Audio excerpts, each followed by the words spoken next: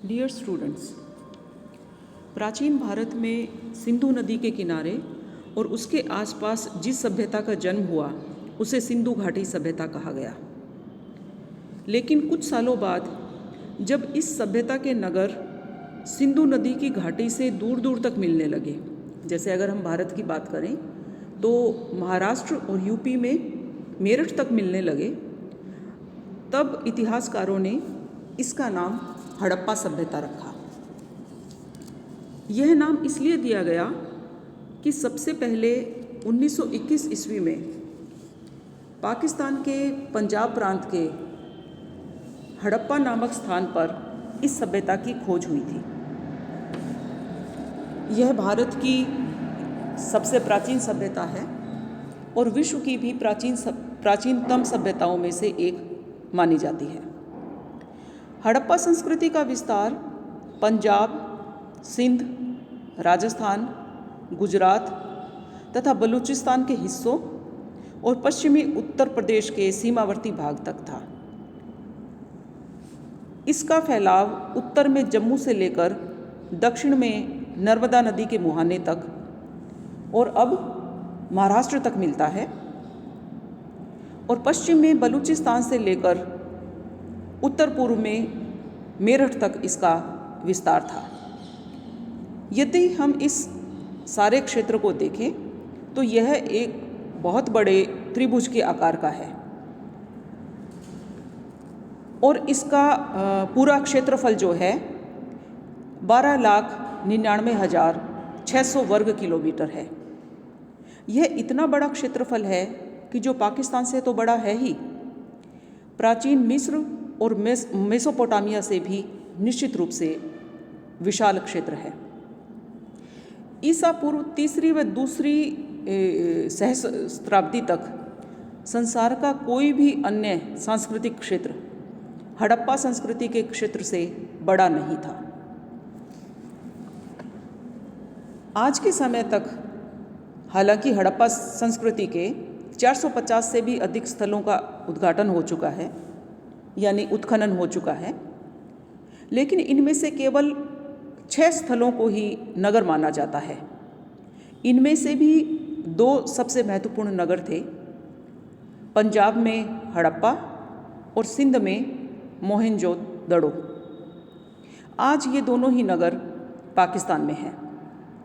इन दोनों स्थलों के बीच 483 किलोमीटर का फासला है और सिंधु नदी इन्हें एक दूसरे से जोड़ती है। तीसरा नगर सिंध प्रांत में मोहनजोदड़ो से करीबन 130 किलोमीटर दक्षिण में चहुंदड़ो नामक स्थान पर था। चौथा गुजरात में खंबात की खाड़ी के ऊपर लोथल, जो कि सिंधु सभ्यता का एक महत्वपूर्ण बंदरगाह में माना जाता है। पांचवा नगर उत्तरी राजस्थान में कालीबंगा और छठा सबसे महत्वपूर्ण नगर हरियाणा के हिसार जिले में बनवाली नामक स्थान पर था। बनवाली में भी कालीबंगा की तरह 2 सांस्कृतिक अवस्थाओं यानी हड़प्पा से पहले और हड़प्पा कालीन के अवशेष मिलते हैं। पकी हुई ईंटों के चबूतरे, सड़कें और एक दूसरे से काटती हुई सड़कें, ये इसके कुछ महत्वपूर्ण विशेषताएं हैं। हड़प्पा संस्कृति की सबसे महत्वपूर्ण विशेषता थी इसकी नगर योजना।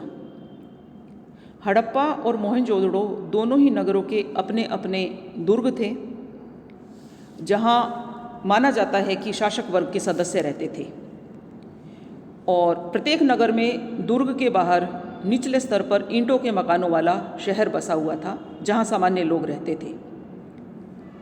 नगरों के इन मकानों के बारे में विशिष्ट बात यह थी कि ये जाल की तरह बसाए गए थे, और यही बात सिंधु बस्तियों के सभी नगरों पर लागू होती है, चाहे वे नगर छोटे हों या बड़े। सड़कें एक दूसरे को लगभग समकोण में काटती थी और नगर कई खंडों में बंटा हुआ था। मोहनजोदड़ो का सबसे महत्वपूर्ण जो स्थान था वो उसके दुर्ग में स्थित विशाल स्नानागार था। ईंटों के स्थापत्य का यह एक बेहद खूबसूरत नमूना है।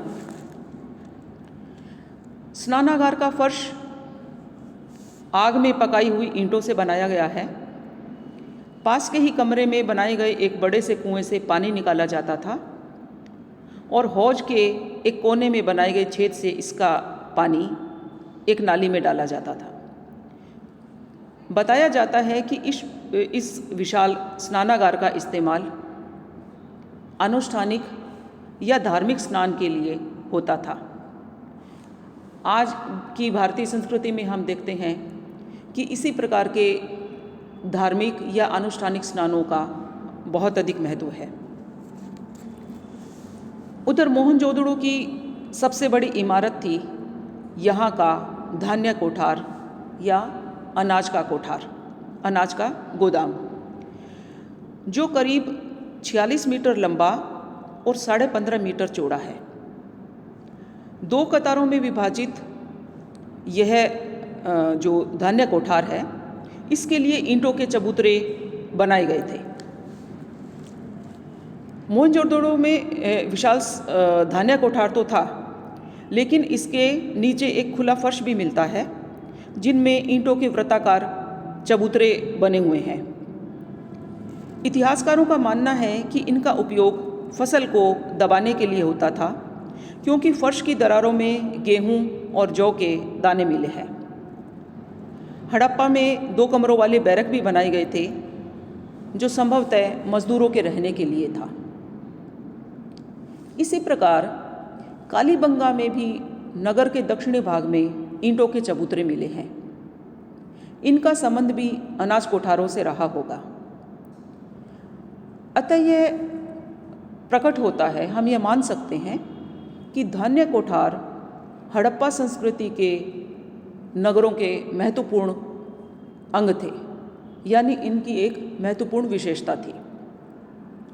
हड़प्पा संस्कृति के नगरों में पकाई हुई ईंटों का इस्तेमाल होना एक अद्भुत बात है।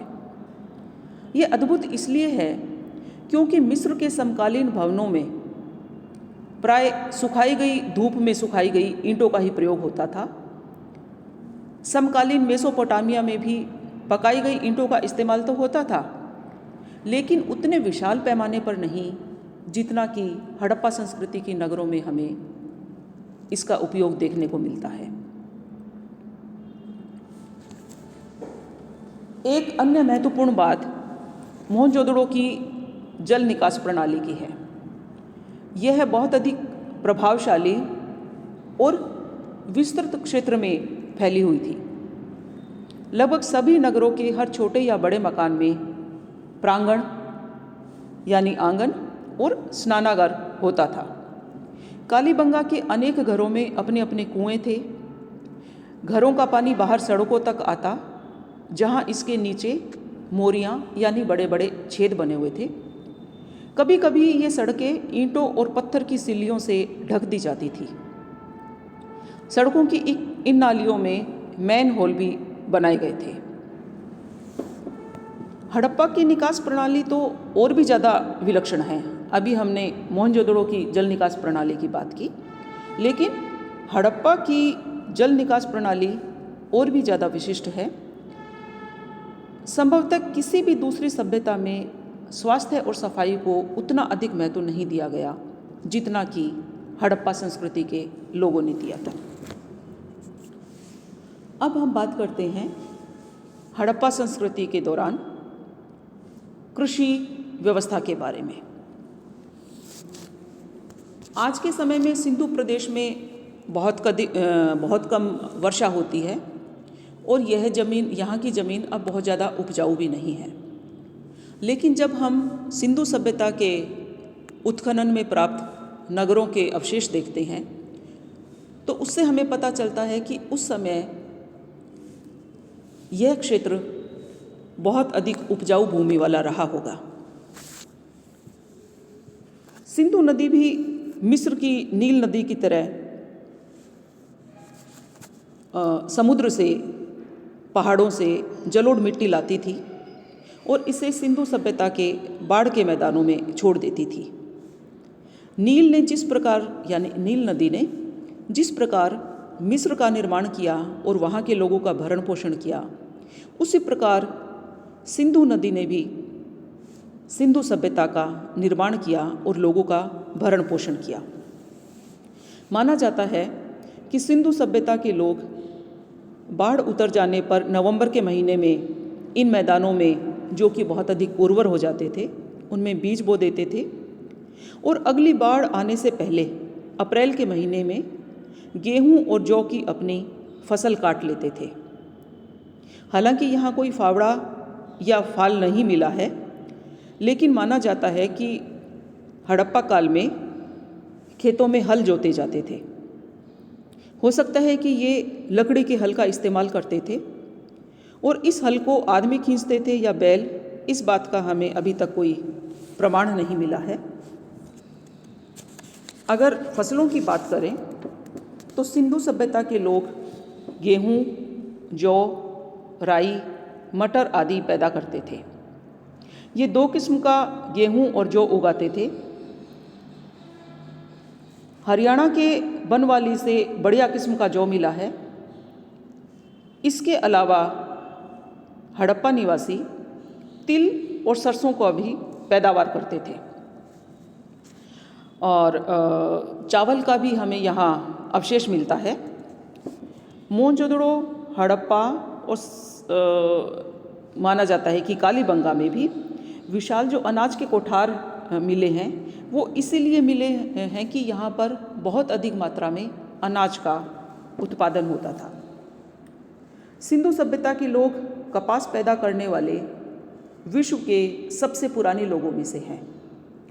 चूँकि कपास सबसे पहले इसी प्रदेश में पैदा किया गया था, इसलिए यूनानियों ने कपास को सिंडोन, यानी जिसकी उत्पत्ति सिंधु शब्द से हुई है, कपास के लिए सिंडोन शब्द का इस्तेमाल किया। वही ही कालांतर में कॉटन बन गया। अगले ई लेक्चर में हम सिंधु सभ्यता के शिल्प और तकनीक, व्यापार, राजनीतिक संगठन और धार्मिक प्रथाओं के बारे में जानेंगे। धन्यवाद।